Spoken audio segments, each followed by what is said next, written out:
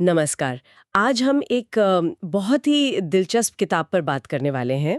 नाम है a happy pocket full of money. Hmm. इसके लेखक हैं डेविड कैमरन गिकांडी और इसकी जो शुरुआत है ना, वो वॉलेस डी वॉटल्स के एक बड़े मजबूत विचार से होती है। अच्छा। हाँ, वो कहते हैं अमीर बनने का एक विज्ञान है। एक विज्ञान। हाँ, और यह बीज गणित या अंक गणित की तरह ही एक सटीक विज्ञान है, मतलब बिल्कुल पक्का। ये सुनने में बड़ा अजीब लगता है ना? बिल्कुल। और ये तो इस किताब का पूरा आधार है। गिकांडी कहते हैं कि ये किताब उन लोगों के लिए है जो सिर्फ पैसा नहीं चाहते, बल्कि पैसे के पीछे का जो सच है उसे जानना चाहते हैं। वो कहते हैं कि ज्यादातर लोग क्या करते हैं, पैसे का पीछा करते हैं, सही बात है। पर ये समझते ही नहीं कि पैसा असल में है क्या। तो ये किताब दौलत, खुशी और हमारा जो ब्रह्मांड है वो कैसे काम करता है, इस पर हमारी पूरी सोच बदलने का दावा करती है। तो इसका मतलब ये हुआ कि समस्या हमारी मेहनत में या सही नौकरी खोजने में नहीं है, बल्कि हमारी समझ में है। हाँ, लेखक के हिसाब से तो समस्या पूरी तरह से हमारी समझ के स्तर पर ही है। देखो, किताब का जो मूल विषय है वो यही है कि पैसा असली नहीं है। असली नहीं है। नहीं, ये सिर्फ एक भ्रम है, एक परछाई है। असली दौलत तो हमारे अंदर है, हमारे अंदर, हमारी चेतना में। हाँ। जिसे किताब में वेल्थ कॉन्शियसनेस कहा गया है, मतलब एक तरह से अमीरी वाली सोच। अमीरी वाली सोच। हाँ, जब हम अपने अंदर इस सोच को मजबूत करते हैं तो पैसा बाहरी दुनिया में अपने आप हमारी तरफ खींचने लगता है। पैसा एक परछाई है, ये एक बहुत बड़ा दावा है। मतलब जब किसी का बैंक अकाउंट खाली हो तो ये परछाई तो बहुत ज्यादा असली महसूस होती है। होती है, बिल्कुल होती है। तो चलिए इसी विचार को थोड़ा और खोलते हैं। इसका असल में क्या मतलब है? इसे समझने के लिए किताब एक बड़ा अच्छा उदाहरण देती है। दुनिया में जितना भी पैसा है, मान लीजिए $100 है, ठीक है। तो उसमें से सिर्फ $4 ही असली कागज के नोट या सिक्के हैं। क्या? सिर्फ 4? हाँ, बाकी जो 96% पैसा है, हाँ। वो तो सिर्फ कंप्यूटर सिस्टम में बैंक के खातों में लिखे हुए नंबर हैं। अरे वाह। तो ये पूरा का पूरा सिस्टम किस पर चल रहा है? हाँ। भरोसे पर, हाँ। विश्वास पर। पैसा अपने आप में कीमती नहीं है, हाँ। वो उस कीमत का प्रतीक है जो हम अपने अंदर महसूस करते हैं। अच्छा, तो ये वैसे ही है जैसे किसी घर की कीमत सिर्फ इसलिए रातों रात आधी हो सकती है क्योंकि बाजार में डर फैल गया है, जबकि घर तो वही का वही है। एकदम सही पकड़ा आपने, बिल्कुल। घर नहीं बदला, हाँ। लोगों की उसके प्रति जो अंदरूनी कीमत की भावना थी वो बदल गई। इसीलिए तो किताब कहती है कि पैसे यानी परछाई के पीछे भागने के बजाय हमें अपने और दूसरों के अंदर की उस असली चीज, उस मूल्य पर ध्यान देना चाहिए। तो फिर ये किताब किसके लिए है? मतलब इसे किसे पढ़ना चाहिए? देखो, ये किताब हर उस इंसान के लिए है जो मेहनत तो बहुत कर रहा है, लेकिन फिर भी पैसों की तंगी से जूझ रहा है और ये समझना चाहता है कि ऐसा क्यों हो रहा है। ये जीवन के उस मोड़ पर सबसे ज्यादा काम आती है जब कोई अपनी आर्थिक सच्चाई को, मतलब जड़ से बदलना चाहता है। किताब पाठक को एक 22 कदमों की यात्रा पर ले जाती है। हाँ? अब 22 कदम तो एक बहुत लंबी लिस्ट है। हाँ, काफी लंबी है। तो इसे एक-एक करके गिनने के बजाय क्या हम इसे कुछ बड़े हिस्सों या विचारों में बांटकर समझ सकते हैं? मुझे ऐसा लग रहा है कि पहले कुछ कदम तो हमारी असलियत की परिभाषा ही बदल रहे हैं। आपने बिल्कुल सही समझा। पूरी लिस्ट पर एक-एक करके जाने से बेहतर है कि हम इसके मूल सिद्धांतों को समझें। पहले कुछ अध्यायों का जो समूह है वो असल में दौलत का भौतिक विज्ञान समझाता है, मतलब फिजिक्स ऑफ वेल्थ। दौलत का भौतिक विज्ञान? हाँ, और यहीं पर क्वांटम फिजिक्स की बात आती है। क्वांटम फिजिक्स और पैसा, ये जोड़ मुझे थोड़ा अटपटा लगता है। मतलब किताब इसे कैसे जोड़ती है कि ये कोई जादुई बात ना लगे? ये सवाल बहुत अच्छा है, क्योंकि यही किताब का सबसे जरूरी और शायद सबसे मुश्किल हिस्सा भी है। किताब एक सरल सा उदाहरण इस्तेमाल करती है। सोचिए कि ये पूरा ब्रह्मांड गीली मिट्टी के एक विशाल समुद्र जैसा है। ठीक है, गीली मिट्टी का समुद्र। हाँ, इसमें कुछ भी बन सकने की संभावना है। ये सिर्फ ऊर्जा है, एनर्जी। अब आपके जो विचार हैं और आपका जो गहरा यकीन है वो आपके हाथों की तरह है। अच्छा। जब आप पूरे ध्यान और इरादे से उस मिट्टी को आकार देते हैं, मतलब जब आप सिर्फ सोचते नहीं बल्कि दिल से ये मानते हैं कि आप अमीर हैं, तो आपके हाथ उस गीली मिट्टी से पैसा और अवसरों की असलियत को गढ़ देते हैं। तो क्वांटम फिजिक्स? क्वांटम फिजिक्स बस यही ढांचा देती है कि हमारा ध्यान और हमारी चेतना संभावनाओं को, यानी वेव्स को, हकीकत में यानी पार्टिकल्स में बदल देती है। यानी हम अनजाने में ही सही हर पल अपनी दुनिया बना रहे हैं। बिल्कुल, हर एक पल, चाहे आप इसके बारे में जानते हो या नहीं। और इसी से जुड़ा दूसरा बड़ा विचार है समय का। समय का? हाँ, किताब कहती है कि अतीत और भविष्य भी भ्रम है। सिर्फ अभी का जो पल है, ये नाव, वही सच है। आपकी जो रचनात्मक शक्ति है वो सिर्फ इसी पल में है। आप अतीत को नहीं बदल सकते और भविष्य में कुछ बना नहीं सकते। जो करना है यही अभी करना है। ठीक है, तो पहला हिस्सा हमें ये बताता है कि ब्रह्मांड कैसे काम करता है, हमारी असलियत क्या है। इसके बाद किताब किन विचारों पर जोर देती है? इसके बाद दूसरा बड़ा समूह आता है जिसे हम रचना के औजार या टूल्स ऑफ क्रिएशन कह सकते हैं। ये ज्यादा प्रैक्टिकल हिस्सा है। अच्छा। यहाँ पर लक्ष्य तय करने, यकीन की ताकत, जिसे किताब सर्टेनिटी कहती है, और होने की अवस्था यानी स्टेट ऑफ बीइंग जैसी बातें आती हैं। होने की अवस्था, स्टेट ऑफ बीइंग। किताब इसे रचना का सबसे ताकतवर औजार कहती है, लेकिन ये सुनने में थोड़ा अजीब है। ना होगा। बहुत से लोगों को ये खुद को धोखा देने जैसा लग सकता है। अगर कोई किराया नहीं दे पा रहा हो तो वो अमीर होने का एहसास कैसे करे? ये सबसे आम और सबसे जरूरी सवाल है। देखिए, रचना का जो क्रम है वो है होना, बीइंग, फिर सोचना, थिंकिंग, फिर बोलना, स्पीकिंग, और आखिर में करना, डूइंग। होना पहला कारण है। मतलब जैसे जब आप खुश होते हैं तब आप खुशी वाले विचार सोचते हैं, है ना? आप खुशी वाले विचार सोचकर खुश होने की कोशिश नहीं करते। सही बात है, वो तो अपने आप होता है। बिल्कुल। इसी तरह अमीर बनने के लिए आपको पहले अपने अंदर से अमीर होना होगा। ये एक अंदरूनी फैसला है। लेकिन ये फैसला काम कैसे करता है? ये सिर्फ पॉजिटिव सोचने से कैसे अलग है? ये पॉजिटिव थिंकिंग से बहुत गहरा है। ये एक क्या कहते हैं, अंदरूनी पहचान को अपनाना है। मिसाल के तौर पर एक एक्टर जो राजा का रोल कर रहा है, वो सिर्फ ये नहीं सोचता कि मैं राजा हूं। वो राजा की तरह होता है। उसकी चाल, उसकी आवाज, उसका नजरिया सब बदल जाता है। अमीर होना भी ठीक ऐसे ही है। आप ये फैसला करते हैं, मैं अमीर हूं।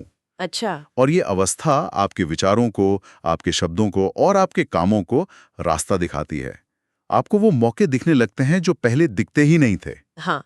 आप उन लोगों से जुड़ते हैं जो आपकी इस नई सच्चाई से मेल खाते हैं। मैं अब भी धन चेतना और सिर्फ आत्मसम्मान या सेल्फ एस्टीम के बीच का जो फर्क है उसे समझने की कोशिश कर रही हूँ। क्या ऐसा हो सकता है कि किसी का आत्मसम्मान शायद कम हो लेकिन उसकी धन चेतना बहुत ज्यादा हो? ये बहुत ही शानदार सवाल है और इसका जवाब है हाँ, बिल्कुल हो सकता है। अच्छा। इसे एक हुनर की तरह देखिए, एक स्किल की तरह। हो सकता है कोई पब्लिक में बोलने से घबराता हो। हाँ। मतलब उसकी स्पीकिंग सेल्फ एस्टीम कम हो, लेकिन उसने किसी खास विषय पर प्रेजेंटेशन देने की इतनी प्रैक्टिस कर ली है कि वो उसमें माहिर है। समझ गई। धन चेतना भी पैसे के बारे में सोचने और महसूस करने का एक खास हुनर है। ये इस गहरे यकीन के बारे में है कि पैसा आपकी तरफ चुंबक की तरह खींचता है, भले ही आप अपनी जिंदगी के दूसरे हिस्सों के बारे में कैसा भी महसूस करते हो। तो ये एक तरह की मानसिक मांसपेशी है, एक मेंटल मसल जिसे विकसित किया जा सकता है। एकदम सही। और इस मांसपेशी को बनाने के लिए जो तीसरा बड़ा सिद्धांत किताब बताती है वो है ब्रह्मांड के नियम। इसमें सबसे ऊपर है कारण और प्रभाव का नियम, law of cause and effect. कारण और प्रभाव। और कृतज्ञता यानी ग्रैटिट्यूड की शक्ति। कारण और प्रभाव मतलब जैसा बोओगे वैसा काटोगे, ये तो सुना है। लेकिन पैसे के मामले में इसका क्या मतलब है? इसका सीधा सा मतलब है, जो आप पाना चाहते हैं पहले उसे देना शुरू करें। अच्छा। अगर आप पैसा चाहते हैं तो दूसरों को पैसा बनाने में मदद करें। अगर आप ज्ञान चाहते हैं तो अपना ज्ञान बांटें। अगर आप प्यार चाहते हैं तो प्यार दें। किताब साफ साफ कहती है कि देना पहले आता है, पाना बाद में। ब्रह्मांड का नियम यह पक्का करता है कि दौलत कई गुना होकर आपके पास वापस आए। ये लेन देन नहीं है, ये एक प्रवाह, एक फ्लो बनाना है। ये तो उस सोच से बिल्कुल उल्टा है जिसमें लोग अपनी जानकारी या मौके दूसरों से छिपा कर रखते हैं कि कहीं कोई और आगे ना निकल जाए। बिल्कुल। किताब कहती है कि कमी की सोच, ये जो स्कार्सिटी माइंडसेट है, यही गरीबी की जड़ है। ब्रह्मांड में हर चीज अनंत है, प्रचुर मात्रा में। जब आप देते हैं तो आप ब्रह्मांड को संकेत देते हैं कि मेरे पास देने के लिए बहुत है, और ब्रह्मांड आपकी इसी मान्यता को आपकी हकीकत बना देता है। ये सब सुनने में बहुत शक्तिशाली लगता है, लेकिन चलिए इसे और भी व्यवहारिक बनाते हैं। मान लीजिए कोई कल सुबह उठता है और इन सिद्धांतों को लागू करना चाहता है। ठीक है। अपने दिन के पहले 5-10 मिनट में उसे सबसे असरदार कौन सा एक काम करना चाहिए जो इस किताब की सीख पर आधारित हो? बहुत अच्छा सवाल है। किताब कई तरीके बताती है, लेकिन सबसे पहला और सबसे असरदार काम होगा अपनी होने की अवस्था को चुनना। अच्छा। और कृतज्ञता का अभ्यास करना। उठते ही दुनिया की चिंताओं में डूबने से पहले कुछ मिनट शांति से बैठें और उस जिंदगी के लिए धन्यवाद दें जो आप चाहते हैं, ऐसे जैसे वो आपको पहले ही मिल चुकी है। मतलब भविष्य की चीजों के लिए अभी से धन्यवाद देना। हाँ, उस सुंदर घर के लिए धन्यवाद जो मेरे पास है, या उस शानदार आमदनी के लिए धन्यवाद जो मुझे मिल रही है। जब आप ऐसा करते हैं तो दो चीजें होती हैं। एक, आप अपने दिमाग को यकीन दिलाते हैं कि ये सच है, और दूसरा, आप अपनी ऊर्जा को कमी से हटाकर प्रचुरता पर, अबंडेंस पर ले आते हैं। कृतज्ञता आपकी यकीन की पुष्टि करती है और पाने की प्रक्रिया को तेज कर देती है। और कल्पना करने यानी विजुअलाइजेशन के बारे में किताब क्या कहती है? वो दूसरा बड़ा कदम है। किताब कहती है कि हर दिन कम से कम 30 मिनट उस जिंदगी की साफ तस्वीर देखने में बिताएं जो आप चाहते हैं। सिर्फ देखना है? नहीं, सिर्फ देखना नहीं है, उसे महसूस करना है। उन भावनाओं को महसूस करें जो उस जिंदगी में आपके पास होंगी। खुशी, सुरक्षा, आज़ादी। आपका जो अवचेतन मन है ना, वो एक जीती जागती कल्पना और एक असली अनुभव में फर्क नहीं कर सकता। अच्छा। तो जब आप लगातार कल्पना करते हैं तो आपका दिमाग उस हकीकत को बनाने के रास्ते खोजने लगता है। तो मानसिकता बदलो, कल्पना करो और वर्तमान काल में सोचो और बोलो, मतलब मैं अमीर बनूंगी की जगह मैं अमीर हूं। हाँ, बिल्कुल, क्योंकि मैं हूं यानी आई एम ब्रह्मांड के लिए एक बहुत शक्तिशाली आदेश है। मैं बनूंगा का तो मतलब है कि आप अभी नहीं हैं और आप हमेशा उसी अवस्था में रहेंगे। इसके अलावा किताब पैसे को संभालने का एक बहुत ही व्यवहारिक नियम भी देती है। वो क्या है? उसे 10-10-10-70 का नियम कहा गया है। 10-10-10-70? हाँ, ये आपकी आमदनी को बांटने का एक तरीका है। 10% दान दें। हाँ, देने के नियम को सक्रिय करने के लिए 10% निवेश करें, मतलब अपने पैसे को काम पर लगाने के लिए। 10% बचाएं किसी आपात स्थिति या बड़े खर्चों के लिए। और बाकी 70% पर अपनी जिंदगी जिएं। ये नियम पक्का करता है कि आप एक ही समय में दे भी रहे हैं, भविष्य भी बना रहे हैं और वर्तमान में भी जी रहे हैं। ये बहुत ही प्रैक्टिकल सलाह है। चलिए इस पूरी बातचीत को अब समेटते हैं। अगर किसी को अ happy pocket full of money से सिर्फ कुछ मुख्य बातें याद रखनी हो तो वे क्या होंगी? सबसे पहली और सबसे जरूरी बात, पैसा एक परछाई है। पैसा एक परछाई है? हाँ, असली चीज आपकी अंदरूनी कीमत और वो अमीरी वाली सोच है। परछाई के पीछे मत भागिए, उस स्रोत पर ध्यान लगाइए जो परछाई बना रहा है। ठीक है। दूसरा शायद ये कि हम सब निर्माता हैं। हमारे विचार और यकीन हमारी हकीकत गढ़ रहे हैं। बिल्कुल, आप एक निर्माता हैं, दर्शक नहीं।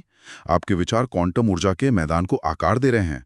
आप अपनी जिंदगी के ड्राइवर हैं, सवारी नहीं। तीसरा, और जो मुझे सबसे ज्यादा चुनौतीपूर्ण भी लगा, वो है होना करने से पहले आता है। हाँ, ये समझना बहुत जरूरी है। अमीर बनने की कोशिश मत करिए। अभी इसी पल अपने अंदर अमीर होने की अवस्था को चुनिए। आपकी बाहरी दुनिया इस अंदरूनी फैसले का पालन करेगी। चौथा होगा देने का नियम। कारण और प्रभाव का नियम सबसे ऊपर है। बिल्कुल, जो आप देते हैं वही कई गुना होकर वापस मिलता है। दौलत पाने के लिए दूसरों को दौलत पाने में मदद करें। और आखिरी पांचवा बिंदु, निश्चितता और कृतज्ञता आपके सबसे बड़े औज़ान हैं। शक को पूरी तरह खत्म कर दें और पूरे यकीन के साथ विश्वास करें। और जो आप चाहते हैं उसके लिए पहले से ही आभारी रहें, जैसे कि वो आपको मिल चुका है। ये 5 सिद्धांत इस किताब का पूरा सार है। और अंत में हमारे श्रोताओं के लिए कोई एक विचार जिस पर वो मनन कर सके। हाँ, ये सोचने लायक है। अगर आपकी आज की दुनिया आपके कल के विचारों और विश्वासों का सिर्फ एक आईना है, तो आप आने वाले कल का प्रतिबिंब बनाने के लिए आज इस पल में कौन सा विचार और कौन सा विश्वास चुन रहे हैं? ऐसी ही और शक्तिशाली किताबों के सार को समझने के लिए हमारे चैनल को सब्सक्राइब करें।